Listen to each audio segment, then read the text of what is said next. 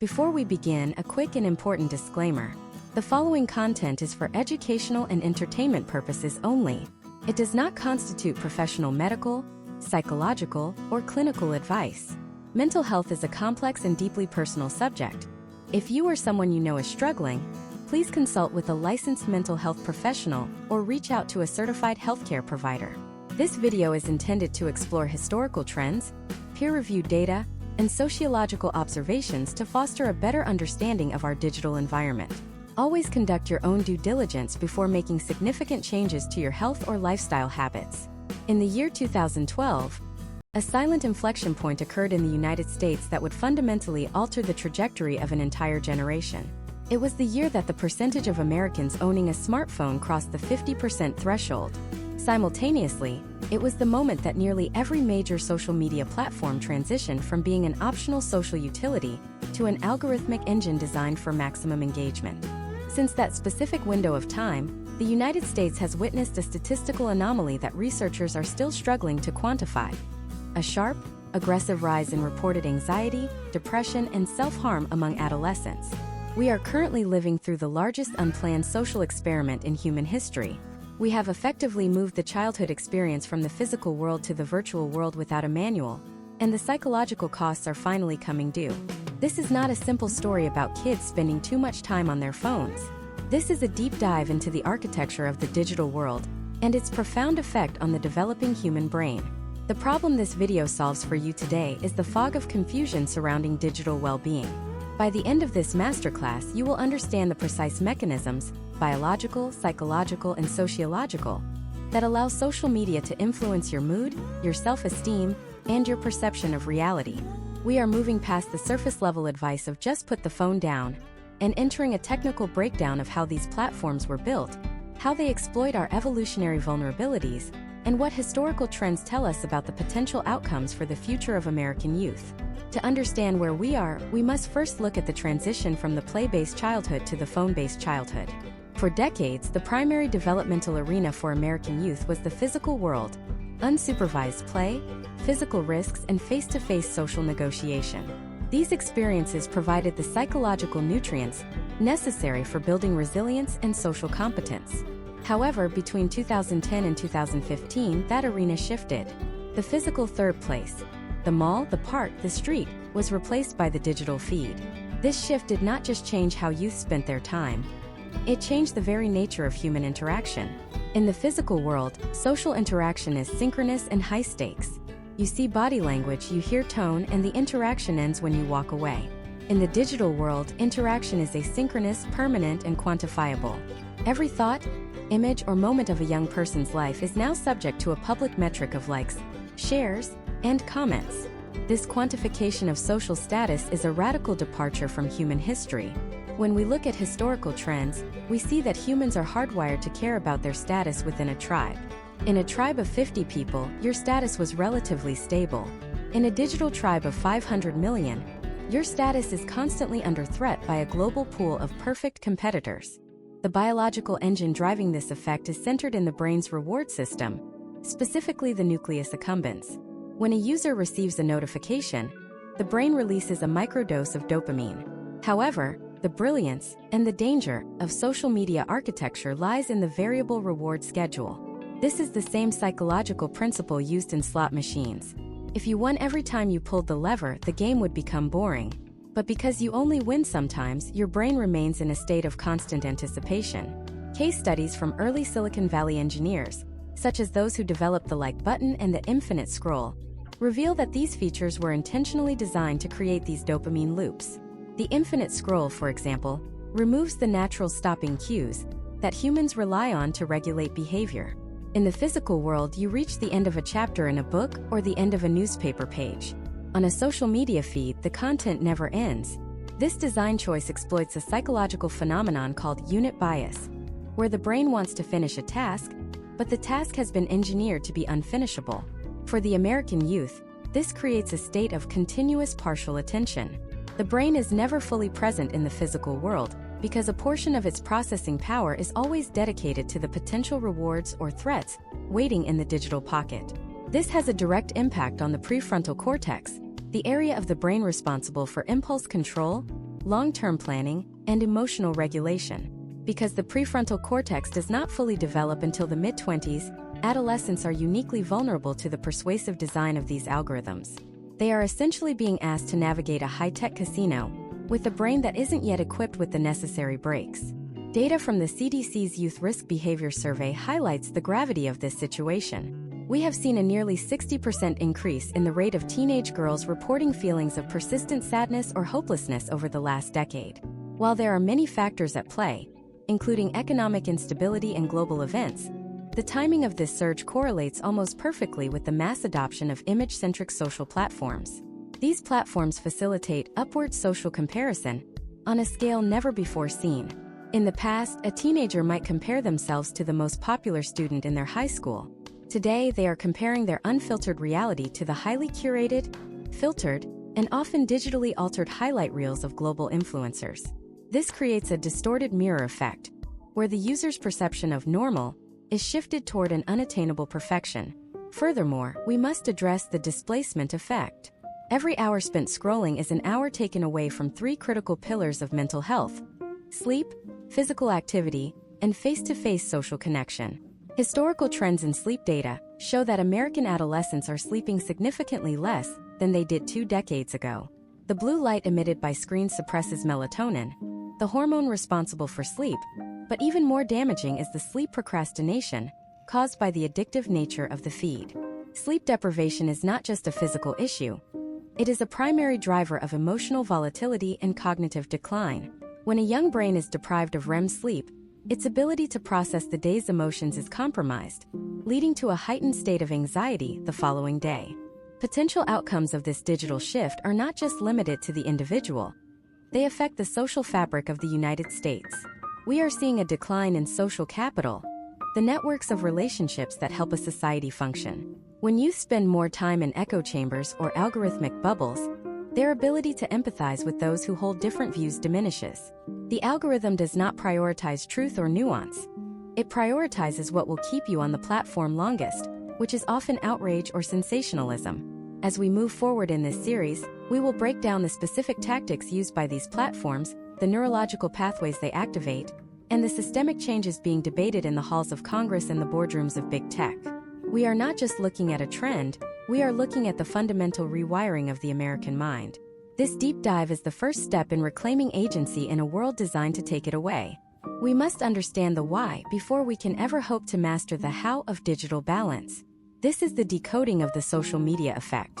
To truly grasp the magnitude of the social media effect, we have to look past the glass screens and into the neural circuitry of the human brain. We are currently in the year 2026, a time when the integration of algorithmic intelligence in daily life has reached an unprecedented level of saturation. To understand how we got here, we must examine the architecture of the attention economy. Imagine a 16-year-old high school student in Ohio named Sarah. It is 7 in the morning. Before Sarah's feet even touch the floor, her hand has already reached for her device. This is not a conscious choice. It is a conditioned response. Within the first 60 seconds of her day, Sarah is hit with a barrage of notifications, likes, and algorithmic suggestions. What Sarah does not realize is that her brain is being treated like a biological slot machine. The primary engine driving this behavior is a neurotransmitter called dopamine. For decades, the public understood dopamine as the chemical of pleasure, but neuroscientists have identified it more accurately as the chemical of anticipation and seeking. In Sarah's brain, the ventral tegmental area and the nucleus accumbens are firing not necessarily when she sees a photo she likes, but in the microseconds before she clicks the notification. This is what historical trends in behavioral psychology call an intermittent variable reward schedule. Based on case studies of early 20th century laboratory experiments, we know that if a subject receives a reward every time they perform an action, the behavior eventually levels off. However, if the reward is unpredictable, meaning the subject only gets the prize sometimes, the behavior becomes compulsive. Social media platforms in 2026 have perfected this. Sarah does not know if the next swipe will provide a social validation, a hilarious video, or a stressful news update. That uncertainty is exactly what keeps her thumb moving. This brings us to the concept of the distorted mirror. Before the digital age, social comparison was limited to the people in your immediate physical proximity. You compared your life to your neighbors, your classmates, or your colleagues. Today, for a young person like Sarah, the peer group is no longer 30 people in a classroom. It is a global pool of billions. This leads to what sociologists call upward social comparison. Sarah isn't just looking at her friends, she is looking at the top 0.1% of the global population who are utilizing advanced lighting, professional editing, and in 2026, sophisticated generative AI enhancements. Imagine if every time you looked in a physical mirror, it showed you a version of yourself that was slightly more symmetrical, had clearer skin, and possessed a more idealized physique. Then, when you walked away from the mirror, you had to live in your actual unfiltered body. This constant oscillation between the hyper-perfected digital self and the flawed physical self creates a psychological state known as self-discrepancy. Historical trends in clinical data show that the wider the gap between the actual self and the ideal self, the higher the rates of social anxiety and depressive symptoms. By 2026, the use of real-time AI filters has made this discrepancy almost permanent. Sarah is no longer just comparing herself to celebrities. She is comparing herself to a digital version of herself that does not exist in the physical world. But the social media effect goes deeper than just individual psychology. It targets our fundamental need for tribal belonging. Humans are evolutionarily hardwired to avoid social exclusion. In our ancestral past, being cast out of the tribe was a death sentence. Today, that ancient survival mechanism is being hijacked by the notification tray. When Sarah sees a photo of her friends at a gathering she wasn't invited to, her brain processes that social slight in the same region that processes physical pain, the anterior cingulate cortex. The digital world has made social exclusion visible, quantifiable, and constant. We call this the quantified self-worth. Every post Sarah makes is a public test of her value. If a post receives fewer likes than expected, it isn't just a failed piece of content. To a developing adolescent brain, it feels like a personal rejection by the tribe. We also need to discuss the loss of stopping cues. A stopping cue is a signal that tells the human brain, it is time to move on to a different activity. In the physical world, these are everywhere. You reach the end of a book chapter, the credits roll on a movie, or the newspaper runs out of pages. Social media platforms were intentionally designed to eliminate these cues. The infinite scroll and the autoplay function are engineered to keep the brain in a state of flow. By the time Sarah realizes she has been scrolling for 2 hours, she has entered a state of cognitive fatigue. This is not a lack of willpower. It is a mismatch between 1 billion years of evolution and $1 billion of engineering. The prefrontal cortex, which is the part of Sarah's brain responsible for executive function and impulse control, is still developing. It is effectively a structural disadvantage. We are asking a teenager with an unfinished braking system to drive a high-performance vehicle designed to never stop. Another critical layer is the negativity bias of the algorithm. Research into potential outcomes of algorithmic sorting shows that high-arousal emotions, specifically anger, outrage, and fear, drive the highest levels of engagement. If Sarah sees a post about a peaceful sunset, she might look at it for 2 seconds. If she sees a post that triggers a sense of moral outrage or a threat to her social identity, she will spend much longer reading the comments and sharing the content. The algorithm, which is optimized for time on platform, learns this. Over time, Sarah's feed becomes a curated collection of things that make her feel anxious or defensive. This creates a feedback loop of hypervigilance. Her nervous system is being kept in a state of low-level fight or flight for hours every day. Historical trends in adolescent cortisol levels, the primary stress hormone, suggest that this constant digital stress is contributing to what researchers call the exhaustion of the American youth. The year 2026 has also seen the rise of the digital twin phenomenon. Many young people now manage multiple personas across different platforms, leading to a fragmented sense of identity. There is the professional self, the casual self, and the anonymous self. Each of these requires a different set of social performances. The mental energy required to maintain these various identities leads to a phenomenon called ego depletion. By the end of the day, the brain's ability to regulate emotions and make healthy choices is spent. This is why Sarah finds it so difficult to put her phone away at 11 p.m., even though she knows she has a test the next morning. Her self-control has been systematically eroded by 1,000 micro-decisions she had to make throughout the day. As we look at the data, the picture becomes clear. We are not just dealing with a new hobby. We are dealing with a fundamental shift in the human environment. The digital world has replaced the physical world as the primary setting for adolescent development, but it is a setting that operates under the laws of profit, not the laws of biology. This mismatch is where the crisis resides. But if the engine is built on dopamine and comparison, what happens to the physical structure of the brain itself? What occurs when a brain is raised in an environment where attention is the most valuable currency, and the competition is a machine that never sleeps? In the next part of this masterclass, we are going to look at the physical rewiring of the brain. We will dive into the specific structural changes observed in the gray matter of heavy social media users and explore the concept of neuroplasticity, the brain's ability to change for better or for worse. We will examine why the very way we think, focus, and remember is being altered at a cellular level. The question is no longer just how we feel, it is who we are becoming. The transition from a play-based childhood to a phone-based childhood has left a physical mark on a generation, and in the next chapter, we will see exactly what that looks like. The human brain is not a static organ. It is a dynamic, living processing center that physically adapts to the environment it inhabits. This is the principle of neuroplasticity, the biological reality that our experiences, habits, and environments literally shape the physical structure of our neural networks. In the year 2026, we are beginning to see the long-term results of a generation whose neural pathways were forged in the fires of high-frequency digital stimulation. To understand the gravity of this, let us look at David, a 19-year-old university student in Seattle. David is what sociologists call a digital native, meaning he has never known a world without a high-speed internet connection in his pocket.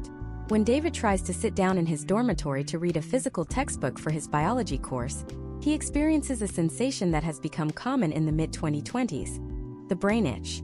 After less than 3 minutes of focused reading, David feels an almost physical compulsion to check his device. His heart rate increases slightly, and his focus begins to fracture. This is not a personality flaw or a lack of discipline. It is the result of a brain that has been physically rewired to prioritize novel, short-term stimuli over sustained, long-term focus.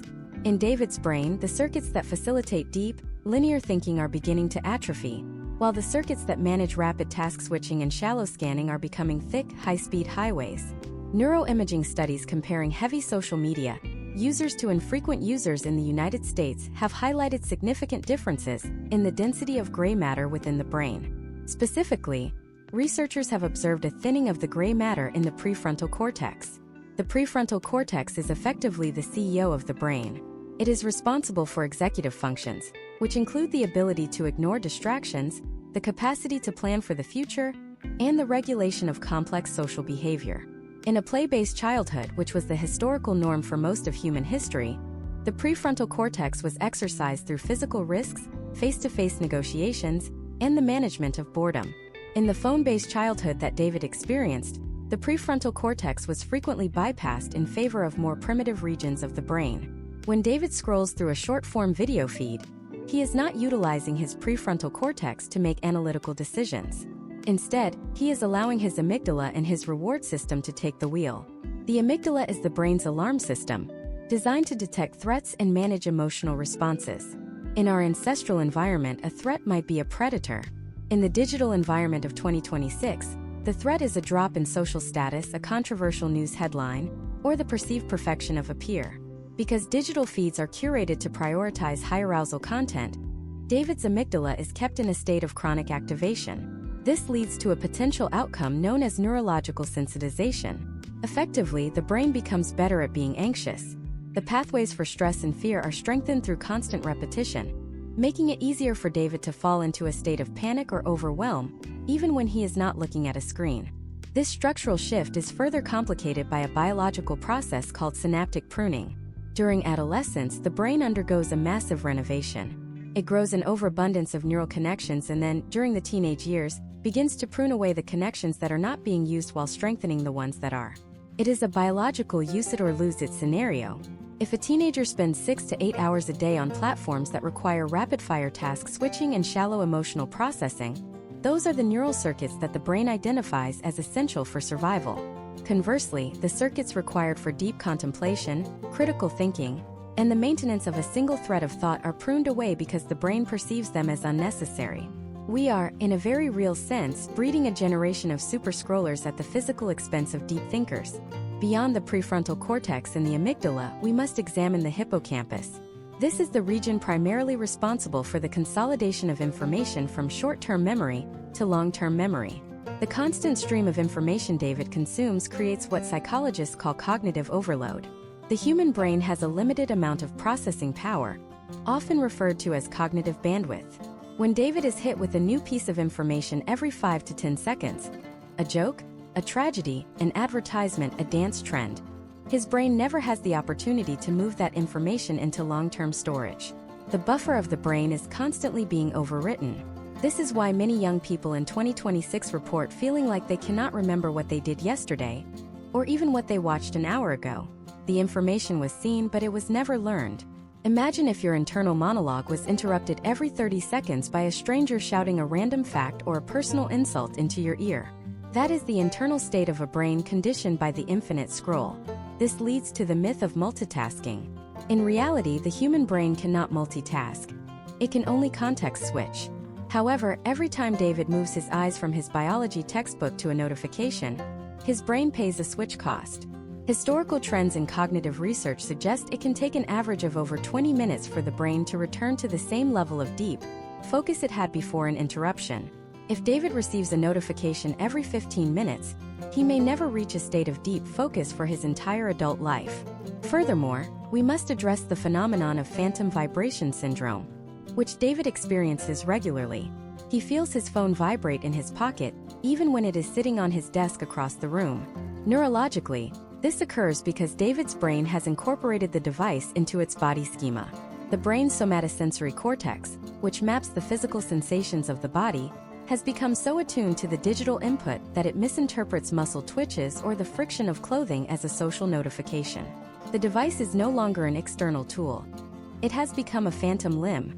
The implications of this physical rewiring are profound for the future of the United States. If the hardware of the American youth's mind is being optimized for distraction, how will they solve the complex long-term problems of the next century? Innovation requires the collision of disparate ideas held in the long-term memory. If the long-term memory is empty because we have outsourced our knowledge to a cloud-based algorithm, the capacity for original thought is fundamentally diminished. We are witnessing the rise of digital dementia, a term used by some clinicians to describe the cognitive decline and memory impairment seen in young individuals who over-rely on digital technology. The physical reality of the social media effect is that it is not just changing how we feel, it is changing the actual hardware of our minds. We are seeing a shift in the American cognitive landscape that may have permanent implications for how we work, how we solve problems, and how we relate to one another. The brain is adapting to a digital environment that was designed for profit, not for human flourishing. But while the individual brain is the site of this change, the catalyst is the environment itself. If the hardware of the brain is being reshaped in this way, what does that mean for the software of our culture? In the next part of this masterclass, we are going to look at the echo chamber and the algorithmic mirror. We will explore how these platforms do not just show us the world, they create a customized reality for each individual. We will examine the devastating historical trends of what happens when a society loses its shared sense of truth and begins to live in a digital hallucination. The battle for the brain is only the beginning.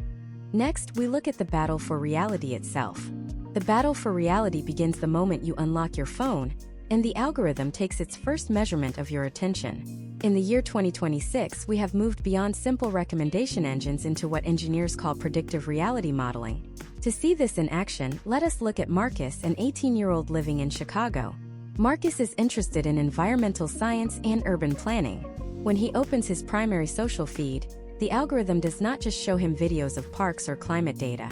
Instead, based on years of his data, it constructs an environment that mirrors his specific biases, fears, and aspirations. This is the algorithmic mirror, a digital feedback loop that reflects a version of the world back to Marcus that is perfectly tuned to keep him engaged. Imagine if you lived in a house where every window showed a different version of the street outside. One window showed a beautiful, thriving neighborhood, while another showed a decaying wasteland. If you only ever looked through the wasteland window, your perception of your city would be one of total despair, even if the reality was much more nuanced. This is the experience of the American youth in 2026. Because Marcus is shown content that aligns with his existing views, his brain receives a constant stream of cognitive ease. There is no friction, no challenge to his worldview, and no requirement to synthesize opposing information. This leads us to the technical concept of the filter bubble. Historically, A person in the United States would get their information from a shared set of sources, local newspapers, national evening news, or community gatherings. While these sources were never perfectly objective, they provided a common baseline of facts. In 2026, that common baseline has completely dissolved. Marcus and his neighbor might be the same age, live on the same block, and attend the same school, yet they are effectively living in two different universes. While Marcus sees a world defined by climate urgency and urban innovation, his neighbor might be fed a reality defined by economic collapse and social division. The psychological danger here is that the human brain is naturally prone to confirmation bias. We are hardwired to seek out information that proves us right, and to ignore information that proves us wrong. Algorithms are essentially confirmation bias machines. When Marcus sees a post that validates his perspective, his brain releases a microdose of dopamine. Feels good to be right. Conversely, encountering an opposing view triggers a stress response in the amygdala, similar to a physical threat. To maximize time on the platform, the algorithm avoids showing Marcus anything that might cause that stress, unless it is framed in a way that allows him to mock or dismiss it. This is why nuance has died a digital death. In a high-speed feed, complex issues are reduced to binary choices. You are either with us or against us. Case studies from sociological researchers in 2026 show that this fragmentation of reality is a primary driver of the empathy gap in American youth. Empathy requires the ability to step into someone else's perspective, but you cannot do that if you don't even believe their perspective exists, or if you have been conditioned to see it as a hostile hallucination. For Marcus, the people who disagree with him are not just wrong. They are incomprehensible because they do not share his fundamental reality. This is what we call the silo effect. When these silos become reinforced by millions of data points, the possibility for meaningful social discourse vanishes. We must also look at the extremity bias inherent in these systems. Historical trends show that moderate, balanced content rarely goes viral. High-arousal content does. In 2026, the competition for attention is so fierce that the algorithms have learned to push users toward more extreme versions of their own interests. If Marcus likes a video about sustainable gardening, the algorithm might next suggest a video about radical survivalism or total ecological collapse. This is not because the algorithm has an ideological agenda. It is because extremity generates engagement. Engagement generates data. Data generates profit. The potential outcome is a generation that is being systematically radicalized toward various ends of the ideological spectrum, not by choice but by the math of the feed. Imagine if every time you had a conversation, a silent third party was whispering into your ear, telling you exactly what the other person was thinking based on their secret history. In 2026, generative AI and deepfake technology have added a new layer to this distortion. Marcus might see a video of a public figure saying something controversial, only for that video to be a highly sophisticated AI manipulation designed to trigger his specific outrage. Because his feed has already primed him to believe the worst about that individual, he is unlikely to question the authenticity of the content. The digital hallucination is becoming indistinguishable from the truth. This environment creates a state of perpetual hypervigilance. Marcus feels like he is constantly at war, defending his reality against an invisible enemy. This constant state of high cortisol, the stress hormone, has devastating effects on youth mental health. It leads to a sense of impending doom and a loss of agency. If the world is as dire as his feed suggests, what is the point of planning for the future? This is a major factor in the rising rates of clinical anxiety among young Americans. They are being fed a diet of crisis and conflict, 24 hours a day, without the life experience or the cognitive distance to realize that the digital world is a distorted representation of the physical one. Furthermore, we are seeing the rise of social comparison within these echo chambers. Marcus does not just compare his lifestyle to his friends. He compares his moral purity or his intellectual consistency to the digital avatars in his silo. This creates a new form of social pressure. The need to constantly perform your identity to stay relevant within the group. If Marcus doesn't post the right thing or use the right terminology, he risks being cast out of his digital tribe. In 2026, where the digital tribe is the primary source of community, the threat of digital ostracization is a powerful tool for behavioral control. The cost of this reality fragmentation is the loss of our shared human story. When we can no longer agree on what is happening, we cannot agree on how to fix it. We are living in a society of billions of people, each with a custom-made reality designed by an algorithm that does not care about the health of the community, only the duration of the session. We have moved from the age of information to the age of the algorithmically curated hallucination. This brings us to a critical realization. If the algorithm is shaping our reality, and our reality is shaping our brains, then who is in control? Are we using these tools, or are the tools using us to generate the next batch of training data? The manipulation of reality is just one part of the puzzle. The true genius of the social media effect is how it has turned the human experience itself into a commodity to be bought and sold in real time. In the next part of this deep dive, we are going to look at the attention economy and the commercialization of the self. We will explore how your very personality, your friendships, and your private thoughts are being harvested and auctioned off to the highest bidder. We will look at the rise of the influencer industrial complex in 2026, and how it has forced an entire generation to view themselves as brands rather than human beings. The battle for your reality was just the setup. Now we look at the battle for your soul. The battle for your soul begins with a fundamental shift in how the digital economy perceives you. In the year 2026, you are no longer the customer of social media platforms, and you haven't been for a long time. You are the raw material.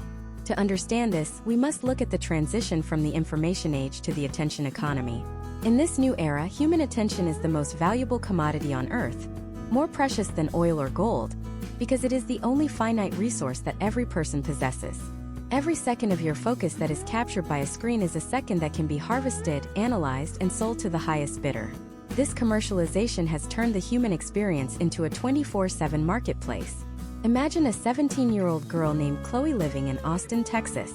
For Chloe, life in 2026 is an endless exercise in personal brand management. When she wakes up, she doesn't just check the weather. She checks her engagement metrics.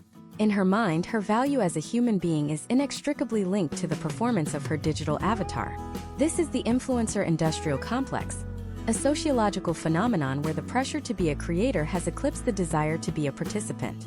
Chloe doesn't have hobbies, she has content niches. If she goes to a coffee shop, she isn't there for the caffeine. She is there for the aesthetic backdrop. This shift represents the death of the private self. Historical trends in psychological research describe a state called self-objectification. This occurs when an individual begins to view themselves as an object to be looked at and evaluated by others, rather than as a subject who experiences the world. For Chloe, this means she is constantly monitoring her appearance, her tone of voice, and her surroundings through an invisible third-person lens. She is the director, the star, and the critic of her own life. This creates a massive cognitive load that leads to chronic anxiety. Potential outcomes of this constant self-surveillance include a total detachment from one's own internal feelings. When you spend your entire day thinking about how a moment will look to others, you lose the ability to actually feel the moment yourself. The technical term for what Chloe is experiencing is surveillance capitalism. This isn't just about showing her ads for shoes she might like. In 2026, the algorithms have moved into the realm of psychographic profiling. Every swipe, every pause, and every micro-interaction Chloe has with her device is fed into a neural network that builds a data double of her personality. This digital twin is so accurate that the algorithm can predict Chloe's moods before she even feels them. Case studies have shown that platforms can detect when a teenager is feeling particularly insecure about their body or their social standing. Instead of offering support, the commercial incentive of the platform is to exploit that vulnerability. The algorithm might push content that reinforces that insecurity because insecure users are more likely to stay on the app, seeking a solution or a distraction. This brings us to the auction of vulnerability. In the United States, data brokers in 2026 trade in what they call behavioral surplus. This is the extra data that isn't needed for the app to function, but is incredibly valuable for predicting future behavior. If the data double shows that Chloe is likely to be feeling lonely on a Tuesday evening, the system can auction off that vulnerability window to a company that sells emotional support AI or fast fashion items designed to provide a quick hit of retail therapy. Chloe thinks she is making choices, but in reality, she is being nudged through a digital landscape where every path has been pre-calculated to maximize profit. The commercialization of the self has also destroyed the concept of interiority. Interiority is the private, inner life that humans have traditionally used for reflection, moral development, and the formation of a stable identity. In 2026, the American youth are being conditioned to believe that if an experience isn't shared, it didn't happen. This is the "I am seen, therefore I am" philosophy. This creates a terrifying feedback loop. The more you share, the more data the platform has. The more data the platform has, the better it can manipulate your attention. The more your attention is manipulated, the more you feel the need to share to get that validation. Imagine if every thought you had was immediately broadcast to a stadium of 5,000 people, who then voted on whether that thought was cool or cringe. You would eventually stop having original thoughts and start only having thoughts that you knew would get a positive vote. This is exactly what is happening to the creative and intellectual development of youth in the USA. We are seeing a homogenization of culture where everyone looks the same, talks the same, and thinks the same because they are all being optimized by the same set of algorithmic incentives. Furthermore, the cost of being a brand is the constant threat of irrelevance. Chloe feels a phantom responsibility to her digital following. If she doesn't post for 48 hours, she fears the algorithm will punish her by burying her future content.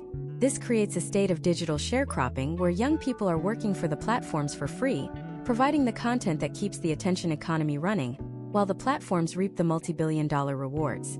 The mental health cost is a form of burnout that was previously only seen in high-level corporate executives. 17-year-olds are experiencing professional exhaustion before they've even finished high school. The year 2026 has introduced an even more invasive layer: affective computing. Many apps now use the front-facing camera to track pupil dilation and micro-expressions to gauge a user's true emotional reaction to a video. Chloe might think she's just watching a tutorial, but the app is measuring her stress levels, her interest, and her boredom with biological precision. This data is the ultimate key to her soul. It allows the machine to bypass her conscious mind and speak directly to her subconscious. This level of intimacy between the machine and the human mind has never existed before, and we are only beginning to see the potential outcomes for human autonomy.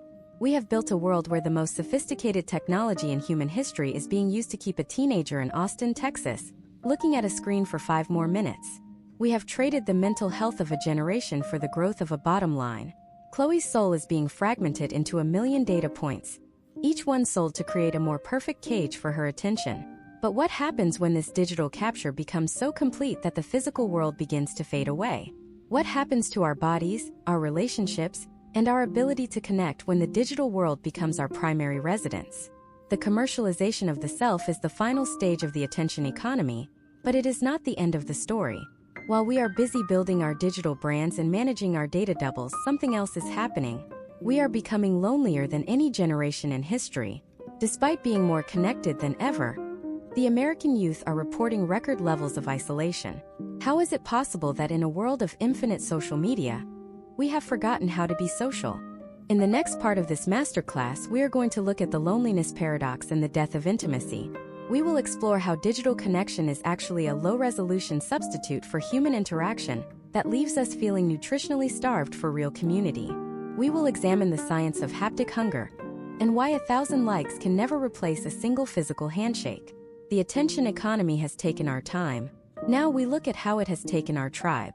To understand the loneliness paradox, we must look at the life of Liam, a 21-year-old living in a high-rise apartment in New York City in the year 2026. Liam is theoretically more connected than any human being in history.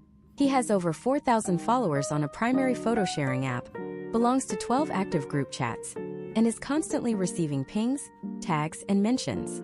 Yet, if you were to ask Liam when he last felt truly seen or understood by another human being, he might struggle to answer. This is the core of the social media effect in 2026. We have replaced high-resolution human intimacy with low-resolution digital simulations. Imagine if you tried to survive by only looking at pictures of food rather than eating it. Your eyes would be stimulated, and your brain might even recognize the items, but your body would slowly starve to death. This is the psychological state of the American youth today.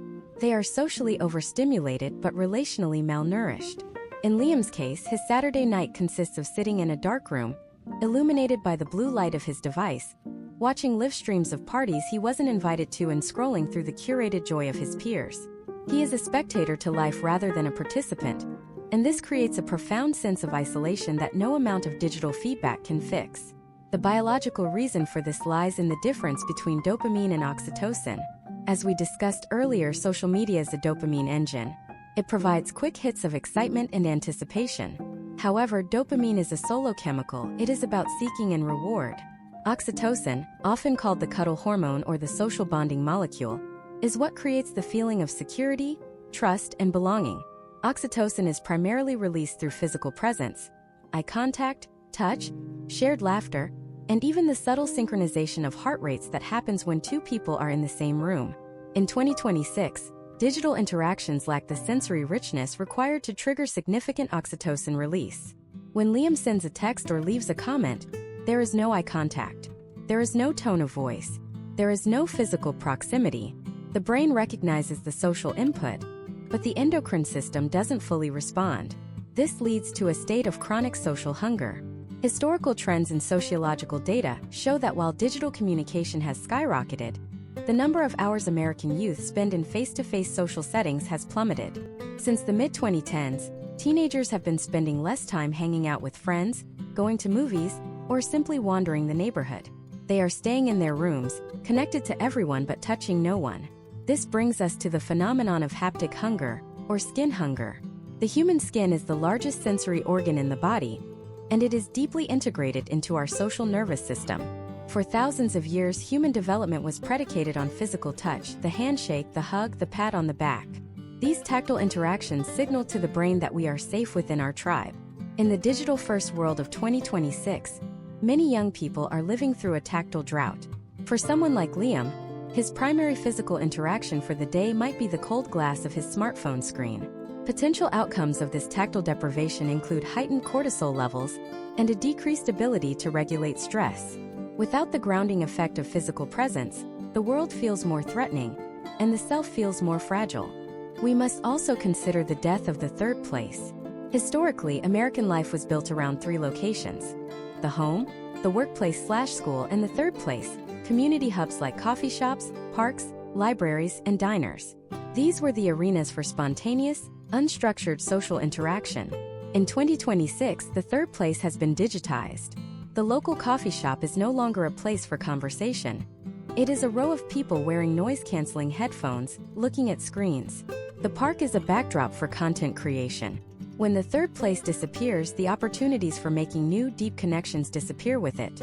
Case studies into the friendship recession in the United States highlight a startling trend. In 1990, the majority of Americans reported having 5 or more close friends.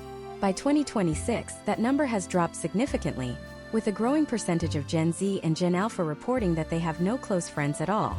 For Liam, his digital connections are what sociologists call weak ties. They are easy to maintain but offer very little support in times of crisis. You cannot call 1,000 followers to help you move apartments or to comfort you after a breakup. Digital friendships are often performative. They are based on what we show, not who we are.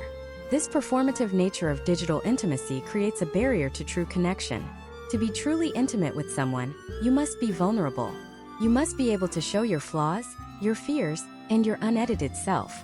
But on social media, vulnerability is often weaponized or turned into a brand. If Liam shares a struggle, he has to think about how it will be perceived, what the caption should be, and if it fits his digital aesthetic. This turns a moment of potential connection into a moment of self-marketing. When everything is performative, nothing feels real. This leads to a sense of existential loneliness, the feeling that even though people are looking at you, they don't actually see you. The impact on mental health is catastrophic. Isolation is not just a feeling. It is a physiological stressor. Research in the mid-2020s has confirmed that chronic loneliness is as damaging to physical health as smoking 15 cigarettes a day. It weakens the immune system, increases the risk of cardiovascular disease, and is a primary driver of suicidal ideation. For the American youth, this is an invisible epidemic. They are surrounded by people on their screens, yet they are dying for a sense of actual community. They are part of a global network that knows everything about them but cares nothing for them. Furthermore, the digital world has made social interaction asynchronous. In the physical world, a conversation happens in real time. You have to respond to the other person's cues immediately. This builds social muscle. In 2026, Liam can take 20 minutes to craft a perfect reply to a text. He can edit his voice notes. He can hide behind an avatar. This has led to an atrophy of real-world social skills. Many young people now report intense anxiety at the prospect of a simple phone call or an unscripted face-to-face meeting. They have become so used to the controlled, edited environment of the screen that the messy, unpredictable nature of real human beings feels overwhelming. We are witnessing the rise of a generation that is socially anxious not because of a lack of interest in others, but because their primary mode of connection has been engineered to be artificial. Liam is not lonely because he is a loner. He is lonely because the system he lives in has prioritized the quantity of connections over the quality of intimacy. We have built a high-speed social network that operates at the speed of light, but has the emotional depth of a puddle. If the death of intimacy has left our souls hungry, what is it doing to our basic biological rhythms? If we are staying up until 3 in the morning seeking a digital connection that never quite satisfies us, what is happening to our internal clocks? The loneliness paradox is only half the story. The other half is the systematic destruction of the one thing the brain needs most to repair itself.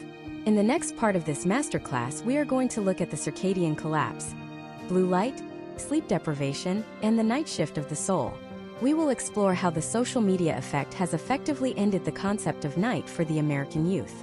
We will dive into the neurochemistry of sleep, the role of the pineal gland, and why the glowing rectangle in your hand is the most effective sleep deprivation tool ever invented. The battle for your attention doesn't end when the sun goes down. In fact, that's when it gets most dangerous. The digital night shift begins exactly when the physical world attempts to rest. In the year 2026, the boundaries between day and night have not just been blurred, they have been professionally dismantled by the attention economy. To see the neurological fallout of this collapse, let us look at Ethan, a 17-year-old student in suburban Indiana. It is 11:15 p.m. Ethan has a chemistry final in less than 9 hours. He has spent the last 4 hours studying, and his brain is genuinely exhausted. He climbs into bed, turns off the lamp, and then performs the most destructive ritual of the modern age. He reaches for his smartphone. The moment the screen ignites, a specific frequency of light, roughly 450 to 490 nanometers, known as short-wavelength blue light, floods Ethan's retinas. Within his eyes, specialized cells called intrinsically photosensitive retinal ganglion cells detect this light. These cells do not help Ethan see the shapes on the screen. Their only job is to communicate with a tiny region of the brain called the suprachiasmatic nucleus, or the SCN. The SCN is the body's master clock. When it perceives that specific blue frequency, it sends a clear biological signal to the rest of the brain: the sun is up. It is high noon. Stay awake. This signal immediately halts the production of melatonin in the pineal gland. Melatonin is the hormone responsible for signaling to the body that it is time to transition into sleep.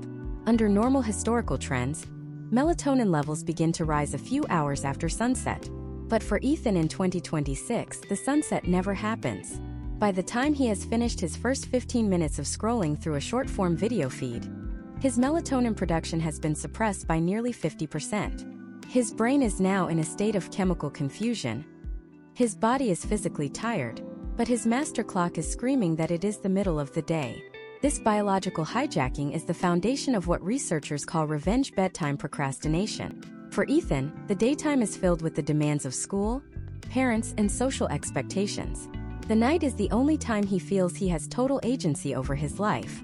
However, this agency is an illusion maintained by a loop of dopamine. As Ethan scrolls, the variable reward schedule we discussed in earlier parts keeps him in a state of high alert seeking. Each video provides a micro-hit of dopamine that keeps his brain's arousal system active. This creates a state of hyperarousal that makes it physically impossible for him to fall into the deep restorative stages of sleep, even when he finally puts the phone down. Imagine if your brain was a high-performance engine that required a specialized cleaning fluid to run through its gears every night to prevent overheating. In the human brain, this cleaning fluid is the glymphatic system. This is a recently discovered waste clearance system that only functions at full capacity during deep, non-REM sleep. It literally flushes out metabolic waste, including a protein called beta-amyloid, which is associated with cognitive decline. Because Ethan is staying up until 2 a.m. in a state of digital arousal, his glymphatic system never gets the chance to finish its shift. When Ethan wakes up at 6:30 a.m. for school, his brain is still covered in the soot of the previous day's processing. This is what we call brain fog. It is a physical reality, not just a feeling. His synapses are cluttered, and his neurons are firing less efficiently. Historical trends in academic performance across the United States show a direct correlation between late-night screen usage and a decline in GPA, but the mental health implications are even more severe. The most dangerous potential outcome of this circadian collapse is the emotional volatility it creates. During REM sleep, the brain performs emotional first aid. It processes the social interactions and stresses of the day, stripping away the painful emotional charge while keeping the memory. Research has shown that when the brain is sleep-deprived, the connection between the prefrontal cortex, the logical center, and the amygdala, the emotional alarm system, becomes uncoupled. In a sleep-deprived state, Ethan's amygdala is roughly 60% more reactive than it would be if he were rested. This means that a minor social slight, a negative comment on a post, or a difficult test question doesn't just feel bad. It feels like a catastrophe. Ethan is walking through his day with a hair-trigger emotional response system. He is more likely to experience outbursts of anger, deep bouts of anxiety, and a sense of overwhelming hopelessness because the brakes of his brain are effectively offline. By the year 2026, this state of chronic emotional instability has become the baseline for millions of American youth. We must also address the night shift of the algorithms. Software engineers have identified that users are more vulnerable to certain types of content when they are tired. In the late-night hours, the content Ethan sees shifts. It becomes more intimate, more sensationalized, and often more dark. The algorithm knows that a tired brain has less impulse control. Ethan is more likely to engage with controversial content or spend money on digital goods at 1 a.m. than he is at 1 p.m.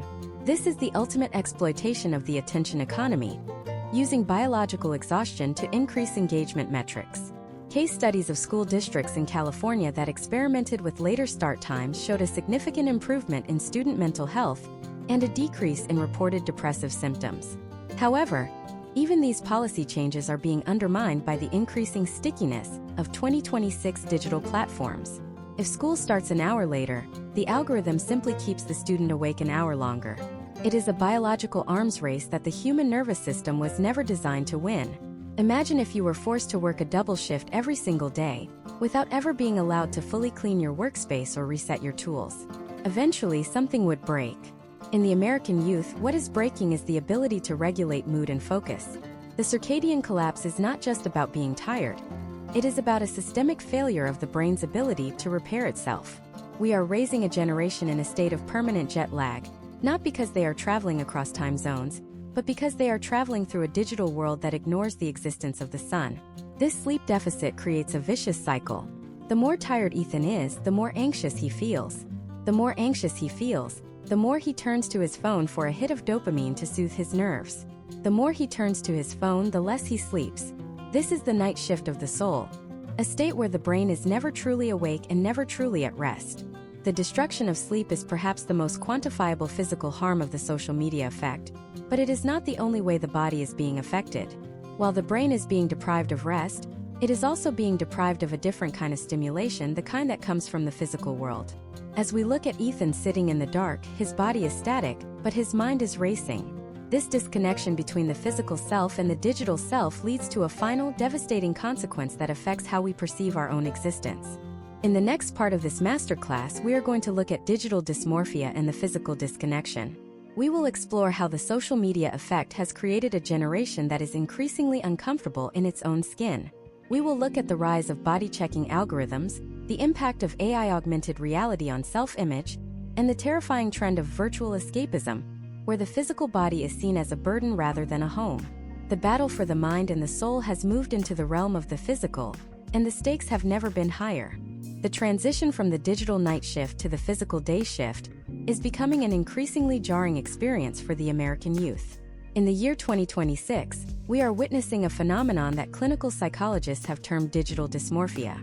This is not merely a dissatisfaction with one's appearance. It is a fundamental breakdown in the relationship between the mind and the physical body. To understand this, let us look at Maya, a 19-year-old living in Los Angeles.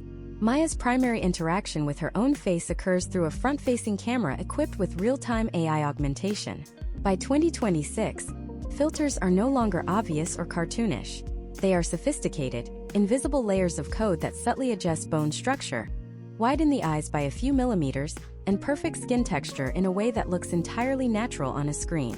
The problem arises when Maya puts the phone down and looks into a physical glass mirror.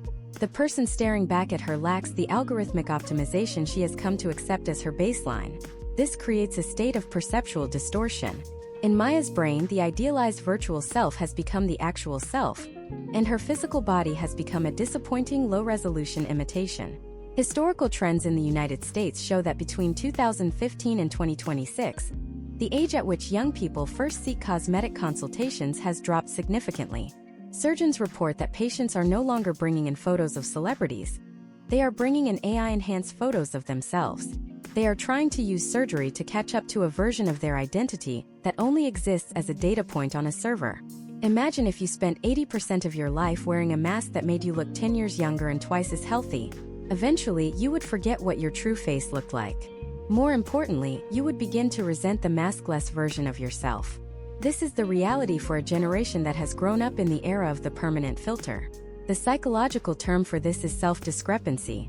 When the gap between who we are and who we think we should be becomes too wide, the result is a chronic state of shame and social anxiety.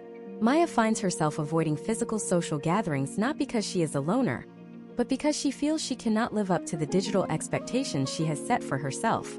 Beyond the face, we must examine the rise of body-checking algorithms. In 2026, social media platforms utilize computer vision to track not just what you click on, but where your eyes linger on the screen. If Maya repeatedly pauses on videos that emphasize specific body parts, a flat stomach, a sharp jawline, or a certain muscular build, the algorithm recognizes this as a high engagement trigger. It doesn't matter if that engagement is driven by inspiration or by deep insecurity. The algorithm's only goal is to keep Maya on the app. Consequently, her feed becomes an endless parade of physical perfection, much of which is further augmented by AI. Potential outcomes of this constant exposure include the normalization of disordered eating and compulsive exercise behaviors. Maya is caught in a body-checking loop. She sees a perfect image, compares her body to it, feels a spike of cortisol, and then searches for more images to either validate her insecurity or find a way to fix it. Each step of the process generates more data for the platform and more stress for Maya's nervous system. Historical trends in behavioral health suggest that this constant surveillance of the body leads to a decline in interoceptive awareness.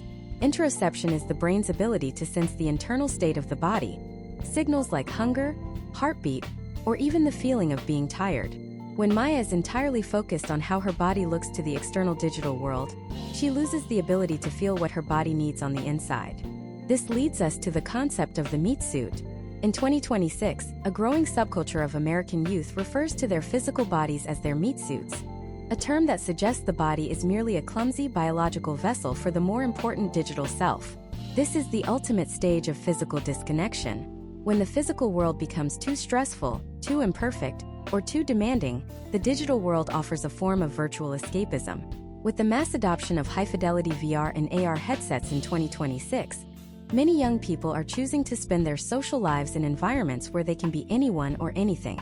Imagine if you could leave your cramped apartment and your physical insecurities behind to spend your evening as a sleek, powerful, and admired avatar in a digital paradise. The draw is undeniable, but the cost is the atrophy of the physical self. We are seeing the rise of sedentary-induced health issues in adolescents that were previously only seen in much older populations. From tech neck, a physical misalignment of the cervical spine caused by thousands of hours of looking down at a device, to a general loss of bone density and muscle mass. Maya's brain is receiving more stimulation than any human in history, but her body is in a state of suspended animation. This physical disconnection has profound impacts on social empathy. As we discussed in earlier parts, human connection is built on the subtle physical cues of being in the same room. When we interact primarily through avatars or filtered videos, we lose the ability to read the micro-expressions and body language of others. This makes social interactions feel more like a video game and less like a human experience. If Maya offends someone in a virtual space, the consequences feel less real than if she were standing in front of them. This contributes to the rising tide of digital aggression and the erosion of common courtesy in the United States. Furthermore, the commercialization of the body has reached a peak in 2026. Every physical flaw is now a market opportunity. The same algorithm that shows Maya a photo of a perfect influencer is the same one that, 5 seconds later, shows her an advertisement for a specific supplement or a corrective garment. Her insecurity is being monetized in real time. This creates a society where health is defined not by how you feel, but by how much you are willing to spend to look like a digital hallucination. The social media effect has created a generation that is homesick for a body they have never actually lived in. They are chasing a ghost in the machine, and in the process, they are losing their connection to the only physical reality they will ever truly have.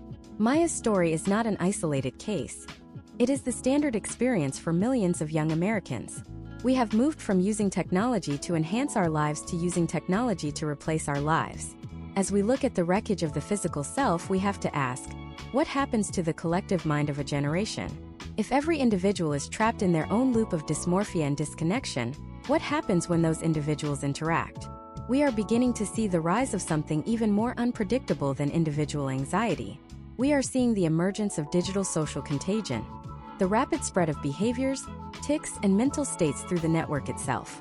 In the next part of this masterclass, we are going to look at social contagion and the viral mind.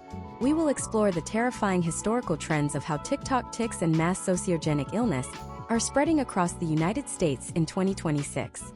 We will examine the science of mirror neurons and how the algorithm can facilitate the rapid transmission of psychological symptoms from one screen to millions of brains in a matter of hours. The battle for the body has led to a vulnerability in the collective consciousness, and the next chapter reveals just how fast a digital virus can move. The collective consciousness is no longer a metaphor. In the year 2026, it is a quantifiable, real-time biological phenomenon powered by fiber optic cables and neural mimicry. To understand how a digital virus can move from a screen into the motor cortex of a human brain, we have to look at Alex, a 15-year-old student living in Florida. Alex does not have a history of neurological disorders. He has no prior symptoms of involuntary movements. However, after spending 3 weeks deeply immersed in a specific niche of short-form video content featuring creators who document their lives with functional tics, Alex begins to develop a jerking motion in his right shoulder. This is not a case of intentional faking or attention-seeking. In Alex's brain, a very real biological process is taking place involving the mirror neuron system, located in the premotor cortex and the inferior parietal lobe. Mirror neurons are the evolutionary hardware that allows humans to learn by observation. When you watch someone else perform an action, your mirror neurons fire as if you were performing that action yourself. This is how infants learn to smile and how athletes refine their technique by watching professionals. In the physical world, this mimicry is limited by the number of people you interact with. In 2026, Alex's mirror neurons are being bombarded with thousands of repetitions of specific, high-arousal behaviors from across the globe. Historical trends in the United States reached a boiling point in the early 2020s with the first recorded outbreaks of what clinicians call functional neurological disorder, or FND. By 2026, these outbreaks have become more frequent and more specialized. When a behavior is wrapped in an emotional narrative, such as a creator sharing their struggle with a specific mental health condition, the brain's empathy response increases the likelihood of mimicry. Alex's brain is not just seeing a movement, it is absorbing a social signal. The algorithm, recognizing Alex's high engagement with this content, creates a feedback loop. It feeds him more of the same, reinforcing the neural pathways for those specific movements until the behavior becomes involuntary. This is the digital evolution of mass sociogenic illness. Historically, mass sociogenic illness, previously known as mass hysteria, was confined to small, closed communities like schools or factories. You might remember the historical case studies of the 1962 Tanganyika laughter epidemic, or the various fainting clusters in 20th century high schools. In those instances, the contagion spread through physical sight and sound within a localized group. In 2026, the internet has removed the geographical boundaries of contagion. The community is now a digital niche, and the symptoms can spread to millions of individuals simultaneously. Imagine if a biological virus could be transmitted simply by looking at a photo of an infected person. That is the reality of social contagion in the digital age. But it isn't just physical tics that are going viral. We are seeing the contagion of self-diagnosis and the commercialization of pathology. For Alex, having a shoulder tic isn't just a medical issue. It is a ticket into a digital tribe. In a world where youth are reporting record levels of loneliness and a lack of identity, a clinical label provides an instant community and a pre-packaged personality. We are witnessing a shift in the United States where mental health labels are being adopted as aesthetic identities. Case studies from 2026 suggest that many adolescents are self-diagnosing with complex conditions like dissociative identity disorder, or ADHD, based on 30-second checklists found on their feeds. While increased awareness of mental health is a positive trend, the algorithmic distortion of these conditions leads to a phenomenon called diagnostic creep. When a normal human emotion like sadness or a common experience like being distracted is rebranded as a permanent pathological condition, The potential outcome is a generation that views itself as fundamentally broken, rather than as humans navigating a difficult world. The algorithm acts as the ultimate accelerant for this contagion. It prioritizes what is known as high-arousal content. Videos that show extreme emotional distress, dramatic behavioral outbursts, or controversial medical claims receive the most views, likes, and shares. This creates a survival of the loudest environment.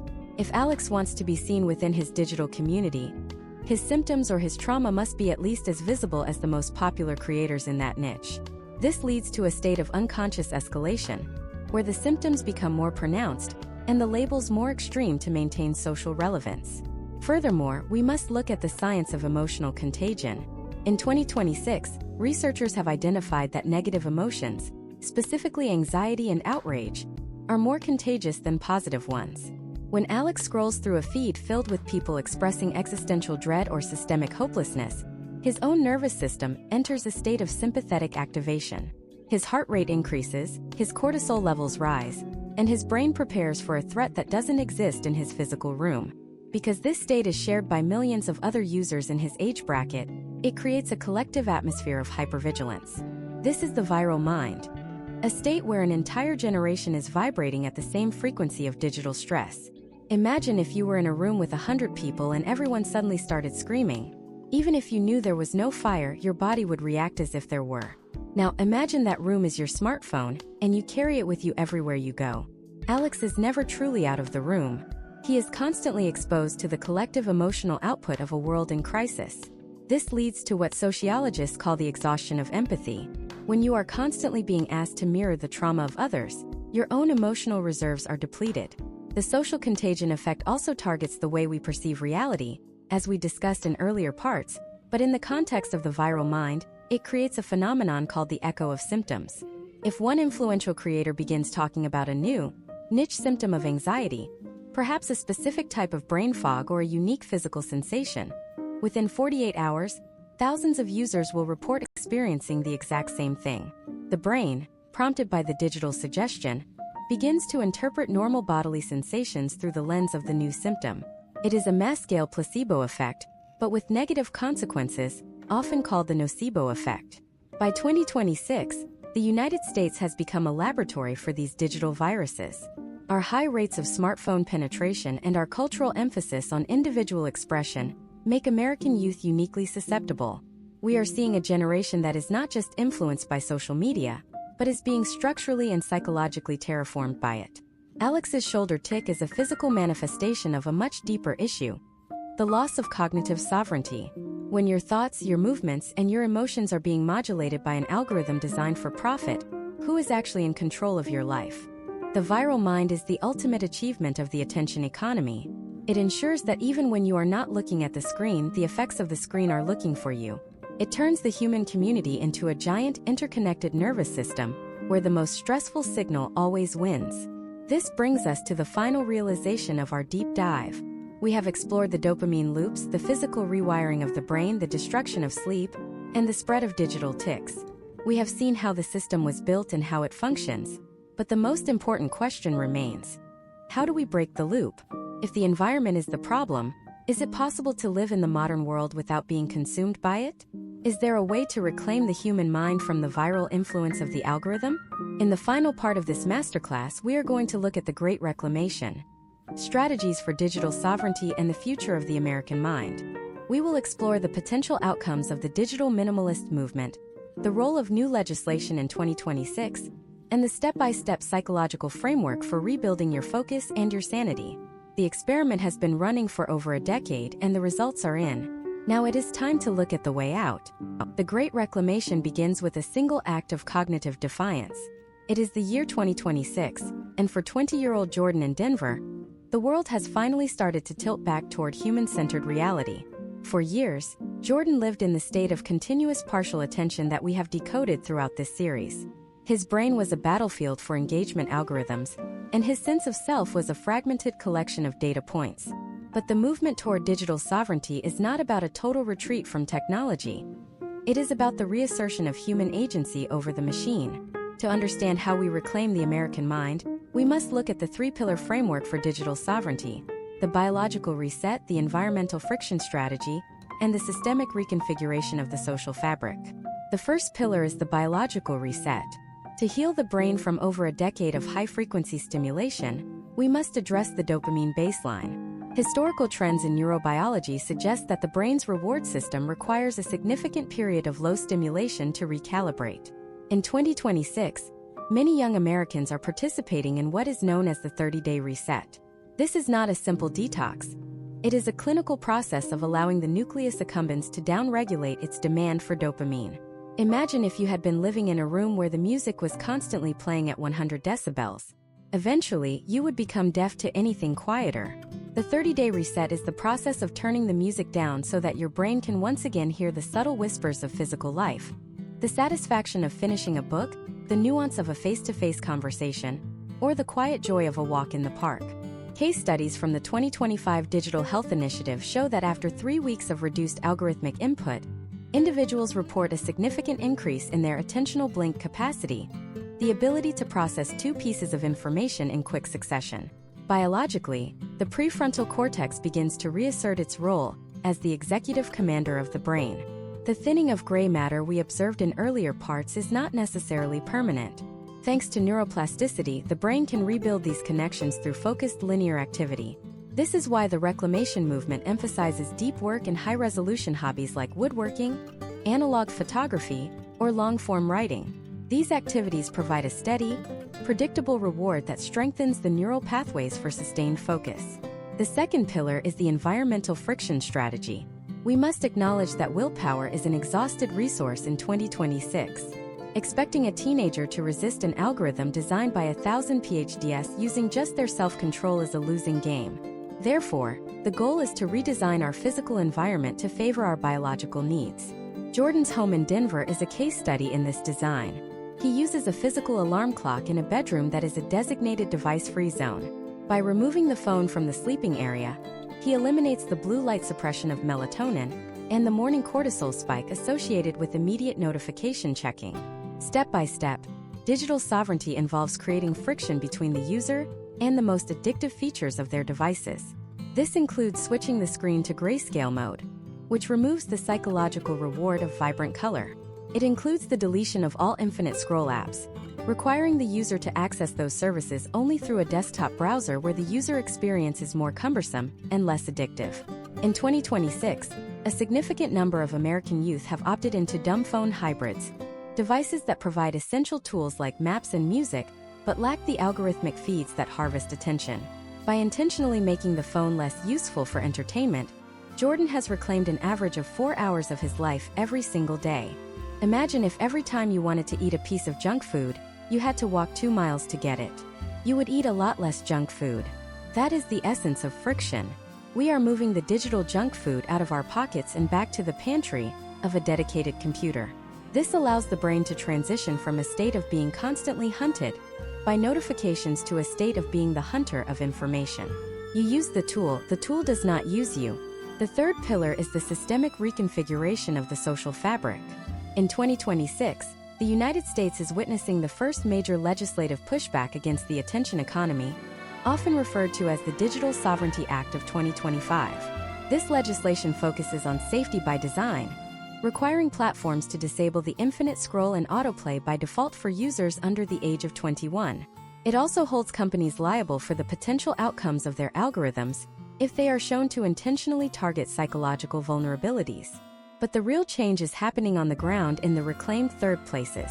Across the USA, we are seeing the rise of phone-free cafes, social clubs, and universities. These are environments where the social contract has been rewritten. In these spaces, it is considered a social faux pas to have a device visible during a meal or a conversation. This is the re-establishment of the play-based childhood and the synchronous social life. For Jordan, this means his university has implemented deep work hours where the campus Wi-Fi is restricted to educational sites, forcing students to interact and study without the distraction of global social networks. The impact on mental health has been measurable. Historical trends from the 2026 Youth Well-Being Census indicate the first significant decrease in reported loneliness since 1995 among those who have integrated into these analog-first communities. By rebuilding the high-resolution social life, we are providing the oxytocin that the digital world could never replicate. We are moving from a state of being connected to a state of being present. The final step in this masterclass is the reclamation of the narrative. We have spent this series decoding the social media effect, but the final truth is that the machine is only as powerful as your participation in it. The attention economy is built on the belief that your life is something to be performed rather than lived. Reclaiming your mind means deciding that your value is not a metric and your attention is not a commodity. It means acknowledging that boredom is not a problem to be solved, but a space where the self is formed. As we conclude this deep dive, consider the potential outcomes of your own life. If you continue on the current trajectory of the attention economy, where will your focus be in 5 years? If you choose the path of digital sovereignty, what could you build with those 4 reclaimed hours every day? The experiment of the last 15 years has shown us the cost of a phone-based childhood. The experiment of the next 15 years will show us the power of a reclaimed mind. Jordan in Denver now spends his evenings in the physical world, building real relationships and learning a trade that requires his full, undivided attention. He is no longer a data double in a server. He is a human being in a community. The path out of the digital hallucination is not a mystery. It is a choice to prioritize the physical over the virtual, the deep over the shallow, and the real over the algorithmic. But while we have decoded the effect and found the way out, the world itself is still changing. The rise of integrated AI, the expansion of the metaverse, and the new frontier of neural implants are already on the horizon. The battle for your mind is entering a new, more intimate phase. Are you prepared for what happens when the screen disappears and the algorithm moves directly into the human sensory system? In our next deep dive series, we will explore the neural frontier, AI, brain-computer interfaces, and the future of human consciousness. We will look at how the lessons we learn from social media are the only things that can save us in an age where the machine is no longer in your pocket, but in your thoughts. The reclamation was just the beginning. The next chapter is about the survival of the species itself. Would you like to see how we navigate a world where the boundary between human and machine finally vanishes? Stay tuned for the next masterclass.